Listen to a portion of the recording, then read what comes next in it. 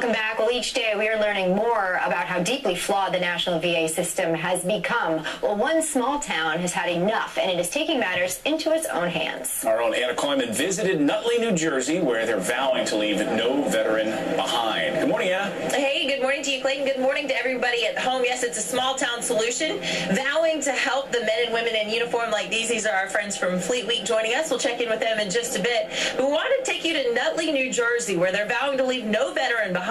Since their program opened 2 years ago, they've helped 200 vets. Watch. So they knock on your door, they find out that you're a veteran, and what do they ask? They ask me if I need help. This is our magnification system. Army Supply Sergeant Dan Fasinelli is a Vietnam veteran, visually impaired from Agent Orange. If I close my left eye, all I see is shadows. The gaps, Fasinelli says Veterans Affairs left behind, are getting filled in locally. I started what I called a How You Doing tour, and I walked and walked and walked in every neighborhood of this community and learned just how the people were doing, especially our veterans, and it wasn't too good. Commissioner Stephen Rogers of Nutley, New Jersey, doesn't want residents in his town of 29,000 at fiery town hall meetings like this. Your appointment's next November, and I said I need to see him before then. It is virtually impossible to get a hold of somebody over the telephone. Nutley, New Jersey is trying to make sure no resident is left behind. We decided that we would take care of our veterans as far as we could before we would refer them to the VA. Whether it be a phone call to another agency, helping them fill out forms for their benefits, transporting them to the hospital. Rogers says his Military and Veterans Affairs Bureau has been around for about 2 years and is costing taxpayers almost nothing extra.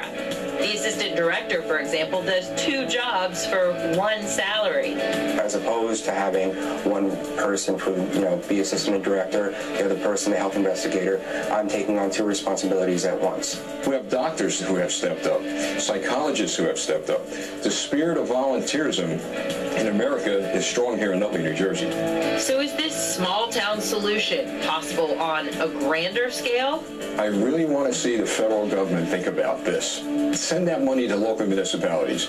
So you're reducing big government and you're bringing these veterans back to their homes to be serviced at their homes. If Nutley didn't do that, I would be out in the cold myself. And we don't want anybody left out in the cold, no resident left behind, like Commissioner Rogers says. He also says that municipalities across the state of New Jersey have reached out to him and said, this program is working for you, we hope it works for us, and they're thinking about modeling similar programs after that.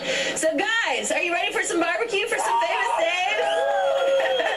And we've got Sarah Evans coming up in just a bit as well. Back to you on the couch. Oh, wonderful. And save some barbecue for us in here, Anna. Thanks. That is uplifting to Amazing. see Commissioner Rogers get out there and go door to door and make that happen. And take it out of the hands of the federal government, which botches everything. Because the way we know their track record so far. Yeah, exactly. All right. Well, I'm going to sound for